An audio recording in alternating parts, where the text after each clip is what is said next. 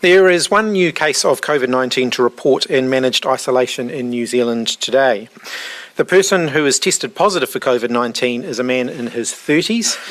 He arrived in New Zealand on the 3rd of July from New Delhi, India. There was an incident last night where the man left his managed isolation facility, the Stamford Plaza, and went to a Countdown supermarket on Auckland's Victoria Street West.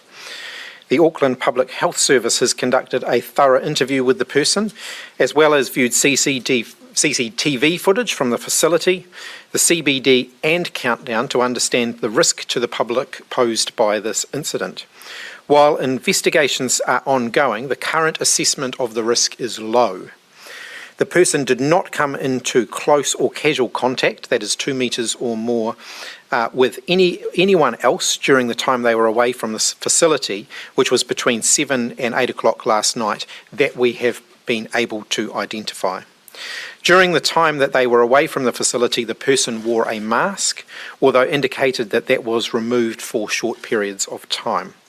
The person visited the Countdown supermarket in the time they were away from the facility, including visiting a small number of aisles and using a self-checkout.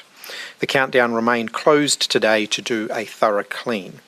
Although the risk assessment for staff at the Countdown has been assessed as low, those staff will be provided with health information and COVID-19 tests. Auckland Public Health is continuing to work with the Countdown on their response. I understand the level of anxiety that this causes to all of our team of 5 million, particularly those that may have been in that area at the time. A reminder that our first line of defence against COVID-19 is basic hygiene measures. A reminder that our key public health measures, which remain important in protecting yourselves and each other from the spread of the disease, include washing your hands thoroughly, coughing and sneezing into your elbow, not touching your face, and not going to work, to socialise or to be out in public if you are unwell. If anyone is concerned about their health, they should call Healthline or their GP in the first instance to discuss what your individual course of action is, including whether getting tested would be a good idea. All COVID-19 testing facilities are also on standby to test people as required. People that need a test will have no barriers to getting it. The matter has been followed up by the all-of-government team managing the isolation and quarantine facilities, led by Air Commodore Darren Webb, who is also here today and will make a brief statement at the end and then was also available to answer questions.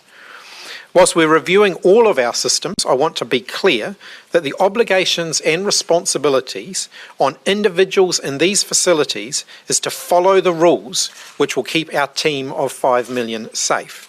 There are fences and security arrangements in place at these facilities, but we also rely on those New Zealanders returning home to play by the rules. It is completely unacceptable that we have now had 2 people let everybody else down by breaking the rules, leaving facilities and putting New Zealanders at risk. These are acts of selfishness that we intend to use the full weight of the law to stop. Nevertheless, we are now immediately reviewing security arrangements and also smoking arrangements, and Minister Woods and Air Commodore Webb will have more updates on that tomorrow. So this brings our total number of confirmed cases of COVID-19 to 1,187, which is the number the Ministry of Health reports to the World Health Organisation. That brings the number of confirmed active cases of COVID-19 in New Zealand to 23. All are in managed isolation or quarantine.